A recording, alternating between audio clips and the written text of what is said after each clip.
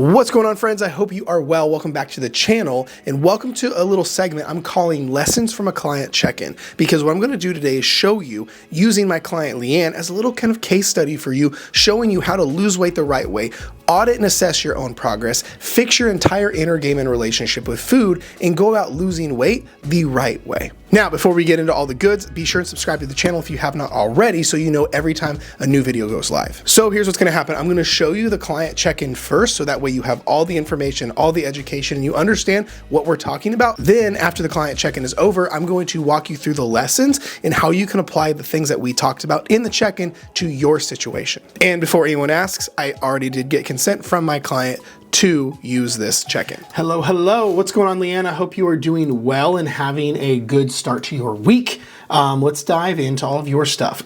Okay, so stress levels as a whole, you said stress levels were fine considering it was a really busy week. Just because the busyness, there were times that I didn't feel like meditating or journaling, but I made sure I got it in even if it was brief. So a couple things. Number one is that's massive. This is the epitome of doing the boring work, or not letting our emotions drive our decisions, because at the end of the day, we have to go and do the things that we, even if we don't want to do, just like going to work or just like anything else, but doing them even while things are feeling okay is what's going to help keep things good. It's kind of like brushing your teeth. As if we keep brushing our teeth when, you know, they're still clean, like it's going to help keep cavities from coming. It's the same thing here.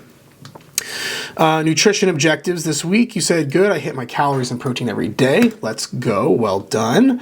Hunger, you said I was not physically hungry, but I did find myself at times wanting to eat more. So to that's a really good thing to bring up. And this is just showing your awareness is growing already, because when it comes to your hunger like this, there's the old adage that, not old, but the adage of if hunger is not the problem, then food is not the solution. So if you find yourself not physically hungry, but you're wanting to eat more, that's worth getting curious and exploring. It could be an emotional thing. It could be, you know, maybe you had a rough day at work, like it was busy, and maybe you're just wanting to like subconsciously hide that with food. Or maybe you just were craving the food. You just wanted cookies, or you just wanted to keep eating for whatever reason. But this is why we want to not judge it. We don't want to like have negative feelings towards it, but we want to get curious. If like, I'm wanting to eat, but I'm not hungry. So I wonder what that is. Like, get curious about that. That way we can lean into it and maybe see what's underneath that. So how many training sessions did you complete this week? You said I hit 5 sessions this week since I didn't have to work at all Saturdays. So it has my scheduled workouts for this week thrown off. I'm constantly going to up in weight except for my shoulders on lateral raises. I feel like I'm never going to get past 6 reps with 15 pounds. It's all I can do to get 6 reps in, but I know I still have some in reserve because I can usually immediately drop back weight to 10 or 12 pounds and crank out 8 more, or move to upright rows with the same weight and do 10. So the thing is, as a whole, like lateral raises is a really weak movement in general compared to a lot of other movements. The lateral delt is very small, and it's just not as strong bringing your weights out like this. So maybe it should be a matter of the movement, but also don't be afraid if you need to drop weight a little bit, like that's okay. That's not a big deal. Because even if you can go right into upright rows, like the upright row involves some bicep and trap and a little bit more muscles. So that's why the lateral raise is the hardest, because it's just isolating the sides of your shoulders. So I would just keep leaning into it and just keeping things like your form strict and doing as much weight as you can under perfect technique, and it will get stronger over time. So let's see, sleep, average 6-7 hours, no issues, very good. Feeling physically, you said good, don't have any complaints. How do you feel mentally and emotionally? You said, I wouldn't quite say I'm ready to tackle the world, but I do feel so much stronger mentally and emotionally. My overall outlook on life is positive. I know good things are going to happen as long as I keep doing the work. Boom. That's what I'm talking about, girl. That's the kind of mental reframe that we want. So that's incredible. I love that. Food relationships. You said, okay, there's a lot of times, especially after dinner, where I just feel like I want more. I'm not physically hungry. I don't know if it's boredom or if what I eat was satisfying. So it could be a little bit of both. Like a lot of times, if we have had in the past a pattern of just eating for when we're not hungry, that could be just that. It's almost like if you used to wear glasses but now wear contacts, well, you'd still be in the habit of sliding your glasses up your nose like this. So if in the past you've always had this habit or pattern of eating all the time, even when you're not hungry, it's going to feel a little bit weird until this is the new normal, where you're like, oh, I only eat when I'm hungry. So this way, if it is boredom, we need to go do an activity that helps with the boredom or the thing. Whether you watch a movie or go hang out with the husband or go somewhere or, whatever it is you want to do. But we also, this is where we want to make sure, if this is the issue, if what you're eating is not satisfying, this could be a craving thing. So if we want to make sure that you're eating the foods that you actually want, if you're like craving or you want something like chicken, you want to have chicken, or if you're like, man, I want something a little bit more satiating, like I'd love a burger, well then make a burger, right? So it's these kind of things and this kind of mindset we want to have going into it. So that's really good that you're picking up on that though, for sure. Inner work strategies. You said journalisting is good every day, making concentrated effort to see my progress around food and other areas of my life. That's massive, because the way the brain works is we gravitate to what's most familiar. So and the more you show what we're doing is working, the more you're like, oh, this stuff is, I'm making these wins and this is happening, your brain is going to start highlighting more of those. It's how this thing in your brain called your reticular activating system works. So let's see, digestion, no problems, amazing. Anything else you're struggling with? You said journaling some days is hard to find something to write about. Well, and here's the thing, if that's happening, one, that's cool, because that means there's not a lot of darkness or negativity going on, but this is the nuance of it, right? It's almost like some days, this is going to be gross, but some days you don't have to go to the bathroom as much. You know what I mean? It's just kind of how it goes. We don't want to judge it, but this is when we want to hold space for what is. Like, well, what's coming up? Well, not a whole lot. Cool. Feeling pretty good. Nothing wrong. Nothing going on. Cool. Moving on. And it may just be a few sentences. You know what I mean? So don't judge it. But this way, if we're always like doing this work at a maintenance level, like from a journaling perspective and an emotional regulation perspective, things will never tailspin out of control. So questions for me? No. Very good. What's something I can help you with more, better support you with? Nothing I can think of. Very cool. What obstacles do you foresee this coming week, and how do you think you can overcome them? You said going out to eat tonight with my mom for my birthday, going to use the door frame plan so I don't say fuck it. Humongous win right here. If old LeeAnn would have said fuck it and you're not now, this is incredible. So here's the thing. I want you to realize this, that anytime you're starting to make major decisions like this, where you're like, I would normally say fuck it, and I'm not saying fuck it, your old self is going to be throwing some hissy fits, and some other old thoughts and things might come up, and we just want to hold space for those. So let me know how all that went and everything. So that's incredible. Let's see, the videos, you said being present and fat loss and the door frame plan, it just gave me new perspectives on how to handle eating out and celebrating the special events. I love that, because the thing is, we should not have to give up these special events in our lives just for fat loss. Other wins you were seeing and experiencing, you said my thinking around food and honestly my whole life has shifted, realizing that the secret is changing my thinking and not doing more. Oh my gosh, LeeAnn, I'm so proud of you. This is what I'm talking about, because to change your life, you have to change who you are. And that's what we're doing with all of this stuff. You are changing quite literally the way you think, the way your personality is. And when you change your personality, it's going to change your own personal reality. That's incredible. I'm so proud of you. Okay, let's go look at your nutrition. There we go. And hella consistent. Oh my gosh, girl, look at this. Super consistent across the board. I love that. Love that. Protein is even consistent across the board. I know we don't count them specifically, but carbs and fats are still balanced. Everything, girl. You're doing so good. Okay, so let's dive into the questions that you had on the that you sent me the voice memo about. You were asking about progress pictures. Progress pictures. Progress pictures look great, by the way. I know you said you had a harder time seeing it, and it may be because of the angle, and it is because of like the position. But this is where I'll show you what I'm seeing. Also, you always want to listen closely to your own feedback. For example, like you mentioned in your voice memo, you said, well, I can't quite tell in the pictures, but when I walk past the mirror, I see more muscle definition in my arms. Well, lean into that. When we have these, what I call the day-to-day pieces of progress metrics, they're so powerful. So like, for example, when you all of a sudden someone tie their shoe and your stomach is smaller, or when you're not getting as winded going upstairs, or when the pair of jeans that were really tight and snug, now they're less tight and snug, or these kind of things. Whenever this is happening, we want to tie it to our nervous system. We want to go, oh, there's a sign of progress. There's a sign of progress. There's a sign of progress. But otherwise, looking at your progress pictures, I can definitely see differences. So we'll go to your July one. So if we look here, look at your upper back, for example, it still looks good. But like I'm saying, like if we compare them, not as much definition up here versus your shoulder blade is showing more here, right? A lot more upper back definition, right? Like everything from the amount of muscle that's showing here, and even down your erectors, like your spine muscles, you're showing a lot more here. Like this area right in here, you can see, but this one you couldn't really see. So that's telling me the muscles are getting bigger and stronger, and we're losing body fat. Okay. Also, if you look at your waist in here, like below the strap, if we look like this between your swimsuit pieces, between here and here, in your waist, here versus here, this is already smaller. Right above your hips is coming together. Same thing with your, like if you look at your glute area, right? If you look at like the amount of definition and shape to your glutes here versus here, a little rounder, a little tighter. So that's awesome.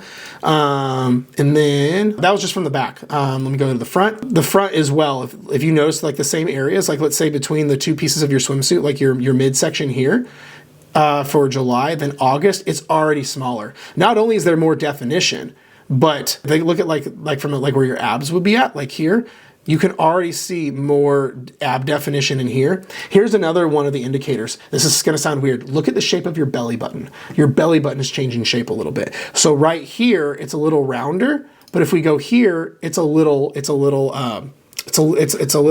wider. Whereas what happens is as someone loses belly fat, you'll notice the belly button goes from round to almost like a football. It's just a very normal thing that happens. So here we go from like a more round belly button to where it's the sign that you're losing body fat specifically. And then same thing with your legs. Like look at your legs in here, the definition and the shape of your legs here versus the definition and shape of your legs here. They're a little smaller as well as more definition showing. And the cool thing is that these are only like, we're looking at August 11th and July 17th. We're looking at even a little less than a month while eating more. So like you're crushing it, girl, you're crushing it. And then the side, you can also tell a pretty big change as well. Like if you just like look at the midsection here, versus the midsection here, right? Even when we stand like this, it's easy to like push our hips out. But if you look at your actual like belly area, like if you look at the definition here versus the definition here, you can see your ribs a little bit more, the bottom of them, your oblique area a little bit more. In that, this area like around like where your the lower piece is at, it is flatter for sure. Same thing, like look at the side of your glute and your legs. Here we got more definition and it's tighter here, right? Like here versus here, the leg is a little bit smaller. Also, look at the definition in your arm and shoulder. So you can see a little bit of a line here where your delt is at, but when we go here, you can see much more definition in the delt and whatnot. So massive differences there as well. Great job. Literally, like these are beautiful pictures. These are picture perfect progress pictures. So you are absolutely making progress, even if the distance is a little bit off. I can tell still. And then as far as the question you asked about the leftovers, so what I would do is still eat the leftovers and enjoy them. Just track them as best you can. And if you're having trouble like accurately estimating them, just send me a picture and I'll help figure that out. But otherwise, if you want them, just track them and estimate them. Otherwise, girl, let me know the workout schedule and then I will add that this week. Otherwise, let's just keep doing what we're doing because it's working really well and you're crushing it. Otherwise, I'll talk to you soon. All right, now I hope after watching that your brain is already operating a little bit differently and you're thinking of different things and takeaways. All right, first lesson I want you to take away to apply to your life is get excited over all levels of wins. In LeeAnn's situation, this is when I was getting excited over every little thing. Overall, her awareness changing, recognizing her patterns and perspectives that are starting to shift. Small changes, big changes, it doesn't matter. The problem is most people, maybe you, get in this habit or have this pattern of only recognizing scale-related stuff, and it has to be big in your brain. But just in the way a book is made up of hundreds of pages, your transformation is made up of hundreds, if not thousands of micro wins. So it's really, really important to honor and celebrate and get excited about any level of progress and win because it's literally training your brain on what to look for. All right, lesson number 2, you're going to have to look for your progress, especially in pictures, on a side-by-side basis and actually look for the progress. It's not going to just jump out at you because the reality is you're probably looking at your life and assessing your progress or situation on a week-by-week, bi-weekly, or monthly basis. And just like with LeeAnn's progress pictures, they're not going to just scream out at you with this kind of stuff. Even LeeAnn told me in a message outside the check-in that she didn't really see her progress from her pictures really at all. But then when I look at these and compare them side by side, looking at them with coach eyes, I saw all the differences in the world in a really beautiful way. So it's going to be no different different for you. Your progress, especially with pictures and things like that, are not going to just jump off the screen at you. You are going to have to look at them through coach eyes and audit and assess and go through things just in the way I did with LeeAnn's and look for yours as well. All right, lesson number 3, consistency tells all. The reason LeeAnn is making such great progress is because when you looked at her nutrition, she's consistent as hell. Because the reality is if you are not consistent, we can't expect results. Always remember, your actions have got to be aligned with the results that you want. Your action has to meet your ambition. Because if you want to reach your goals on the faster side, or if you want to expedite things, or you want to have all these big ambitions, I love that, but your actions have to be congruent. You can't be putting forth a C or D effort and expecting A results. LeeAnn is getting A-level results because she's putting in A-level effort and A-level consistency. So if you're not very happy with how your results are, and again, not to compare by any means, we have to look deeper and go, well, what is my level of action and consistency based off of the ambition and the goals that I do have. All right, lesson number 4, become hyper aware around your patterns and emotions. Notice a lot of the other wins I got really excited about and things in her check-in that I noticed is her awareness around her emotions and patterns are growing exponentially. She talked about how she noticed she's having the desire to eat when she's not hungry, or things she was eating weren't quite as satisfying. So she was wanting to eat more of certain things even when hunger wasn't there. Because if you aren't aware of your patterns and your emotions and your triggers and your issues, you're not going to be able to fix them. This is why ongoing inner work is so important and always being aware at all times of what's going on, because LeeAnn wouldn't be having this level of awareness if she wasn't doing the inner work that we're doing, if she wasn't holding space for her emotions, if she wasn't sitting in silence, if she wasn't fixing her relationship with food and going out of her way to have what she's craving, and then these old triggers come up, these kind of things. Because one of the greatest skill sets that you can have on your journey is massive levels of awareness around your patterns and your emotions. And lastly, lesson number 5 for this video, get clear every single week over what's going well and what you are wanting to improve upon. Too often people live on one side or the other with their journey. Either they only focus on what's going well and they never actually look and take inventory over what needs improved and what struggles we need to address, or they only live in the land of putting out fires and looking for problems and looking for struggles, and they never actually honor their wins and realize how good they're doing. This is why one thing I do for all of my clients is find out on a weekly basis and really audit,